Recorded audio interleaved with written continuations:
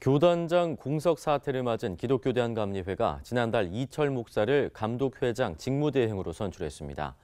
이철 감독회장 직무대행은 교단 정상화를 위해 교단법에 따라 9월 말까지 새로운 감독회장을 선출하겠다는 의지를 밝힌 바 있는데요. 하지만 초반부터 우려되는 상황이 연출되고 있습니다. 최경배 기자가 전합니다. 법원 판결에 따라 지난 4월 전명구 감독회장의 직무가 정지되자 기독교 대한감리회는 강릉중앙교회 이철 목사를 감독회장 직무대행으로 선출했습니다. 이철 감독회장 직무대행은 감리교단 헌법에 따라 9월까지 새로운 감독회장을 선출해 교단 정상화를 이루겠다는 뜻을 밝힌 바 있습니다. 장정대로 움직여가면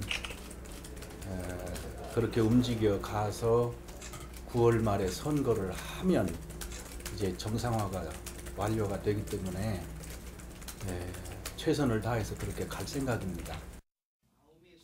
하지만 교단 정상화를 위해 감독회장 재선거를 실시하겠다는 계획이 쉽게 전개되기는 어려울 것으로 보입니다.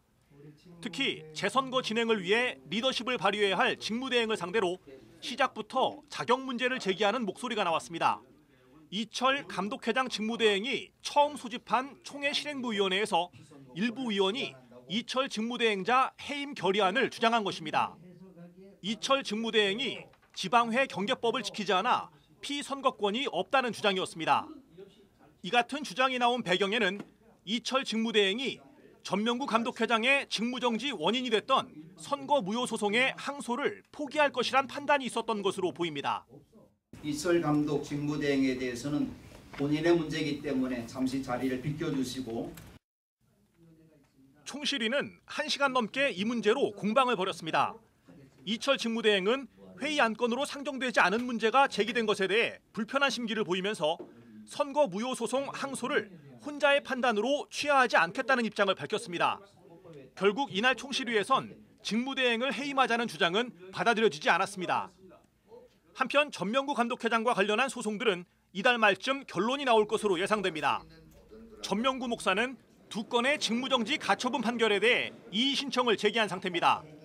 그중 한 건은 A와 B 목사 두 사람이 원고로 참여한 당선무효 본안 소송과 연계된 것인데 원고 중 한 사람의 출교가 대법원에서 최종 확정됨에 따라 원고 부적격으로 본안 소송이 성립하지 않아 각하될 가능성이 커졌습니다.